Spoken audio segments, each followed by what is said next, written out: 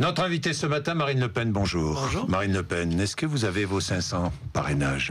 Je ne peux pas vous répondre ce matin, M. Bourdin, parce que un certain nombre de maires n'ont même pas encore reçu leur formulaire définitif. Alors 500 promesses. Ce qui est d'ailleurs assez... Non, c'est pas si simple que ça, parce qu'entre les promesses et les parrainages définitifs, il y a un certain nombre de paires. Donc je pourrais ne donner qu'une vision un peu plus précise ce soir. Ah, ce soir, dans la journée, parce que vous avez dit hier sur Europe 1 que vous alliez faire aujourd'hui un bilan très précis. Oui, mais donc pas ce matin, mais ce soir. J'ai besoin de cette journée. Pourquoi? C'est un deal passé avec France 2 sur, Non, vous êtes invité au journal de 20h de France 2 ce soir. France 2, honnêtement, on n'a pas beaucoup de relations. Non, mais parfois on passe des deals avec, c'est parce que hier, encore les une fois, journaux télévisés pour être invité.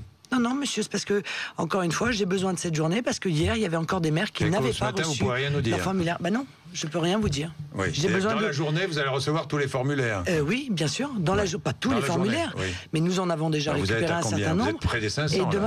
Et demain, et aujourd'hui, je vais récupérer une partie du reste des formulaires, et je vais surtout savoir quels sont les maires qui ne respectent pas leurs paroles, car il y en a. C'est très critiquable. Vous en êtes à combien, là? Je ne peux pas vous répondre, monsieur. Vous ne pouvez pas me dire. Ce soir, vous pourrez dire, mais pas ce matin. Entre les promesses et les formulaires définis, je ne peux pas vous répondre, sinon je le ferai, vous savez bien. Oui. J'ai pas besoin de ça. Vous me permettez de ne pas vous croire. Mais monsieur Bourdin, j'ai pas besoin de ça pour faire de l'audience, et vous le savez bien. Non, mais il ne s'agit pas d'audience, il s'agit de dire la vérité. Oui, justement, il s'agit de dire la vérité. Et je l'ai dit depuis le départ. Et on a mis ma parole en doute. Alors je vous demande aujourd'hui, vous êtes à combien de parrainages? Je ne peux pas vous répondre, monsieur Bourdin, parce que j'ai une partie encore qui sont des promesses, une partie qui sont des parrainages. Les auditeurs d'RMC et les téléspectateurs de BFM TV des formulaires définitifs, et j'ai déjà une partie des maires dont je sais qu'ils n'ont pas transformé leurs promesses en parrainage définitif. J'aurai une vision beaucoup plus précise ce soir, je ne vais pas raconter n'importe quoi ce matin. Alors, pas de consigne de vote au second tour de la présidentielle, c'est ce que vous avez dit hier, si vous ne vous retrouviez pas au second tour. Pourquoi avoir dit ça? D'abord parce que j'ai tenté d'échapper à cette question piège qui consiste à me mettre dans la situation de ne pas être au second tour. Je pense que j'y serai au second tour. Mais j'ai répondu ce que j'ai toujours répondu. Je pense que M. Hollande et M. Sarkozy mènent exactement la même politique. Et les dernières affaires, honnêtement, du vote du MES, du mécanisme européen de stabilité, qui est une prison supplémentaire. On vient de passer un tour de clé supplémentaire à la prison des peuples, qui est une aggravation de l'équarrissage qui va être imposée au peuple français comme au peuple grec, me permet de confirmer que ce sont exactement les mêmes, et qu'en réalité, ils ne s'opposent que sur des éléments qui sont très... Louis Alliot a dit Geoffrey Bapt, nous sommes décidés à faire perdre Jean-François Copé et Claude Guéant, par exemple, aux législatives. Ah oui, non, ça n'a rien à voir. Oui, non, ça n'a rien à voir. Je suis bien d'accord. C'est une façon de vous engager, non? Monsieur Bourdin, des candidats aux législatives, qu'ils soient d'ailleurs de l'UMP ou du PS, qui se sont particulièrement mal comportés. Il y a eu un certain nombre de candidats du Parti Socialiste, par exemple, qui ont dit il faut que Marine Le Pen soit absente de l'élection présidentielle. Ceux-là, nous appellerons effectivement, si nous ne sommes pas au second tour, à les faire battre, mais nous serons au second tour. Vous appellerez à faire battre Monsieur Montebourg, par exemple? Croyez-moi, oui, par exemple, mais nous serons, monsieur, au second tour dans énormément de circonscriptions aux législatives, parce que nous serons au second tour au présidentiel, et que tout à fait évidemment, la dynamique des législatives suit aussi la dynamique des présidentielles. Est-ce que vous estimez que Claude Guéant vous a traité de nazi? Oui, bien sûr. Vous estimez qu'il vous a traité de nazi? Il a l'indignité de nous traiter de nazi, mais il n'a même pas le courage de le dire. C'est-à-dire qu'il utilise le terme nationaliste et socialiste, sachant pertinemment ce qui va être entendu par ceux auprès de qui il prononce ces paroles, bien sûr. De nazi, carrément. Oui, de nazi. Il a dit nationaliste et socialiste. Oui, bien sûr, national-socialiste, quoi. Je crois que tout le monde l'a compris comme ça. D'ailleurs, M. Hortefeux ne l'a pas suivi dans cette injure. Ce qui est grave, c'est qu'il est ministre de l'Intérieur et qu'il est chargé des élections. Or, moi, je suis la présidente d'un parti politique. Comment voulez-vous que je puisse imaginer que M. Guéant est capable d'organiser des élections de manière équitable, alors même qu'il traite de nazi, ce qui est évidemment juste délirant, le parti politique que je préside et qui est le troisième ou deuxième peut-être parti politique français. Marine Le Pen, je regarde encore l'actualité avec vous.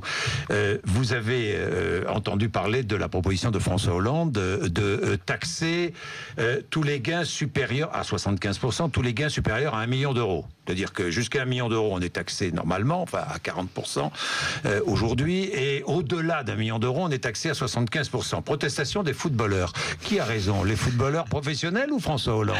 Non, mais attendez, c'est une proposition purement électoraliste. Enfin, on voit bien quand même, c'est un symbole qu'a lancé Monsieur Hollande, contesté d'ailleurs immédiatement par son propre camp. Et pour cause, parce qu'il y a beaucoup d'amis de Monsieur Hollande qui vont se trouver frappés, effectivement. Toute une série d'artistes, quelques journalistes aussi, quelques footballeurs, au-delà d'1 million d'euros. Quelques personnes qui viennent chanter dans ces meetings, quoique ceux qui viennent chanter dans ces meetings, en règle générale, sont déjà des exilés fiscaux. Donc à ceux-là échapperont à la proposition de M. Hollande. Je pense évidemment à M. Yannick Noah. Non, c'est encore une fois un coup de publicité que s'est faite M. Hollande. On voit bien que la mesure qu'il propose n'est pas à la hauteur des problématiques économiques qui sont celles de la France et en aucun cas ne réglera le problème ni du déficit, ni de la dette, ni de l'absence d'emploi dans notre pays. C'est un peu dommage que la campagne présidentielle décidément prenne ce tour-là, qui est une succession de babales lancées par M. Hollande et par M. Sarkozy, sans trop savoir d'ailleurs où est-ce qu'elle retombe. Aucun n'a présenté une vision précise, claire, une véritable stratégie pour notre pays. On va parler de fiscalité dans un instant. Mais quelle fiscalité vous proposez si vous êtes élu président de la République? Alors moi je propose d'abord il y a deux parties à la fiscalité des entreprises, la fiscalité des particuliers. Parlons des particuliers d'abord. Alors je propose d'abord une simplification de la fiscalité des particuliers et je propose une plus grande progressivité parce que je veux alléger les impôts sur les classes moyennes qui aujourd'hui c'est vrai concentrent sur elles l'intégralité des impôts. Les impôts. On les rend beaucoup plus progressifs, ce qui va permettre à une grande partie des classes moyennes de voir baisser leurs impôts. Et j'augmente, et je l'ai dit, je l'assume, la dernière tranche, je la fais passer de 41 à 46%. 41 à 46%. Oui. Oui, c'est la même proposition que François Bayrou, la même que François Hollande. Enfin, finalement, vous êtes... Mais non, parce que lui, c'est 75%. Non, mais là, c'est exceptionnel, au-delà d'1 million d'euros. Ah bon, d'accord. Bien. Marine Le Pen, je voudrais, avant de revenir sur votre programme, les premières mesures que vous prendrez si vous êtes élu président de la République, je voudrais que nous parlions de la Syrie. Est-ce qu'aujourd'hui, vous pensez que M. Assad doit quitter le pouvoir? Je pense qu'il ne peut pas rester au pouvoir compte tenu de la situation. Là, vous avez évolué alors? Non, c'est pas que j'ai évolué, c'est que je pense que la situation s'est aggravée. Si vous avez évolué, parce que il y a encore peu, vous disiez que M. Assad... Parce que la situation a évolué. Il y a une véritable guerre civile. Donc aujourd'hui, vous dites M. Assad doit partir. Il y a une véritable guerre civile qui a fait énormément de morts. Ce que je dis, et je le redis, et je serai la seule à le dire, c'est que, encore une fois, ceux qui sont présentés par l'ensemble de la presse aujourd'hui comme les gentils, qui sont censés être les rebelles, comme en Libye, c'était les gentils, les rebelles étaient les gentils, attention tout de même, restons prudents, parce qu'en matière de géopolitique, on sait qu'il y a des interventions de pays étrangers, comme le Qatar par exemple, qui ont notamment contribué à armer les rebelles libyens, et on s'est aperçu que les rebelles libyens n'étaient pas des démocrates, contrairement à ce qu'on nous a fait croire. Ce sont des islamistes qui, immédiatement arrivés au pouvoir, ont imposé la charia et qui aujourd'hui discutent de savoir si on ne va pas mettre en place l'excision. Alors si ça c'est un progrès pour la population libyenne et pour les femmes, moi je veux bien, mais en l'occurrence je ne le considère pas. Donc attention à cette facilité, si vous voulez, qui consiste à penser que dans un conflit tel que cela, dans des conflits tels que cela, il y a les gentils d'un côté et les méchants de l'autre. Bien, Marine Le Pen est avec nous, 8h44. Nous allons parler économie, nous allons parler de votre programme dans 2 minutes et d'Arnaud Montebourg aussi, parce que ça sera l'une de mes dernières questions tout à l'heure. Il est 8h44. Marine Le Pen, je voudrais revenir un instant sur la politique et sur les futures législatives. Est-ce que vous maintiendrez tous les candidats du Front National lorsqu'ils seront en mesure de se maintenir au second tour, quel que soit l'adversaire? Oui, bien sûr. Bien sûr. Tous les candidats seront maintenus. Mais bien sûr, nous défendons des convictions. Elles sont différentes de celles de nos adversaires. Il est tout à fait légitime que nous portions nos idées et que nous les défendions jusqu'au bout. Et je vous signale, Monsieur Bourdin, que dans beaucoup de cas, nous serons très probablement en 2e position et même en 1re. Bien, Marine Le Pen, votre programme. Vous êtes élu président de la République, imaginons. Quelles sont les 3 premières mesures que vous prenez? Les 3 premières mesures vont évidemment viser à retrouver notre souveraineté. Je suis indigné de voir que l'UMP et le Parti Socialiste sont en train de brader la souveraineté de la France. En votant le mécanisme européen de stabilité, en le laissant voter, puisque c'est le cas du PS qui s'est scandaleusement abstenu. Monsieur Montebourg aussi d'ailleurs s'est abstenu au passage. On va en reparler. Non, mais je le dis parce que comme il se présente comme étant un anti-mondialisation, etc., lui a voté le double tour... Attendez. Non, je vais y revenir. Le double tour de serrure de la prison, oui. il s'est abstenu pour permettre qu'il soit voté. Bon. Je vais y revenir. Est-ce que vous avez porté plainte en diffamation contre Arnaud Montebourg? Je trouve son comportement absolument indigne. Vous avez dit je vais porter plainte, vous l'avez fait? Oui. Vous avez porté plainte? Oui. Ça y est, c'est fait. Oui. En diffamation. Oui, parce que vous lui reprochez? M. Montebourg a été victime d'une agression que je condamne. Je condamne toutes les agressions, y compris quand mes adversaires sont les victimes. Ce qui n'est pas leur cas d'ailleurs, parce que moi qui suis agressé systématiquement par leurs amis politiques d'ailleurs, je n'entends jamais une condamnation de cela. Mais alors il criait bleu, blanc, rouge, la France aux Français, Le Pen président. Oui. Voilà les agresseurs. Non, la réalité c'est que M. Montebourg et Mme Pulvar savent pertinemment que les gens qui les ont agressés sont en réalité des hooligans, puisque Madame Pulvar l'a dit d'ailleurs, ce sont des interdits de stade, donc elle le savait dès le soir même de son agression. Ce sont des gens qui sont affiliés ou proches du PSG. Et peut-être des sympathisants du Front National. Non, monsieur. On peut être au PSG et au Front National. Non, mais monsieur, c'est pas le problème. Le problème, c'est que ces gens-là sont tout à fait détectés. Ils sont surveillés comme le lait sur le feu par la police et par les services de renseignement. Ils savent pertinemment, ces services de renseignement, qui ils sont. Ils ne sont pas, en l'occurrence, affiliés au Front National. Ce sont des gens qui sont affiliés d'ailleurs à d'autres groupements radicaux qui ne sont pas du tout, ni de près ni de loin, et même qui sont des adversaires du Front National. Et donc, en accusant le Front National, Madame Pulvar et Monsieur Montebourg ont fait une instrumentalisation politique que je trouve indigne de la part d'une journaliste pour elle et de la part d'un responsable politique pour lui. Et d'ailleurs, il faut admettre une chose, c'est que la seule victime de cette affaire, en réalité, c'est moi. Il suffirait donc d'opérer une violence, de commettre une provocation en criant vive Hollande ou vive Sarkozy, je vais revenir pour que immédiatement vous soyez considéré comme la responsable. La France aux Français, c'est un slogan que vous aimez, que vous reprenez ou pas? Mais monsieur, ça n'est pas le slogan du Front National. Le slogan du Front National, c'est les Français d'abord. La France aux Français, c'est le slogan de l'œuvre française, qui est un groupuscule qui est dirigé aujourd'hui par monsieur Benedetti, qui vient d'en prendre la tête et qui a été exclu du Front National par moi-même d'ailleurs, avant de prendre la tête de l'œuvre française. Vous voyez comme quoi j'avais bien senti qu'il y avait un problème. Mais je vois qu'il y a une priorité aux Français dans votre programme, pour l'emploi, pour le logement, pour les aides sociales. Si j'ai bien compris, un étranger en situation régulière passe après un Français, c'est ça? Oui, à compétence égale, oui. À compétence égale, oui. Oui, à compétence égale. Pourquoi? Parce que les Français n'ont qu'un seul pays. Et c'est normal qu'ils aient une priorité d'accès à l'emploi dans leur pays, puisqu'ils n'en ont pas d'autres. Ça ne veut pas dire d'ailleurs que des étrangers ne pourront pas travailler en France à compétence égale. S'il n'y a pas de Français qui peuvent remplir effectivement ce travail, il est parfaitement légitime d'y embaucher un étranger. Mais je crois que dans bien des cas, les étrangers sont utilisés d'ailleurs.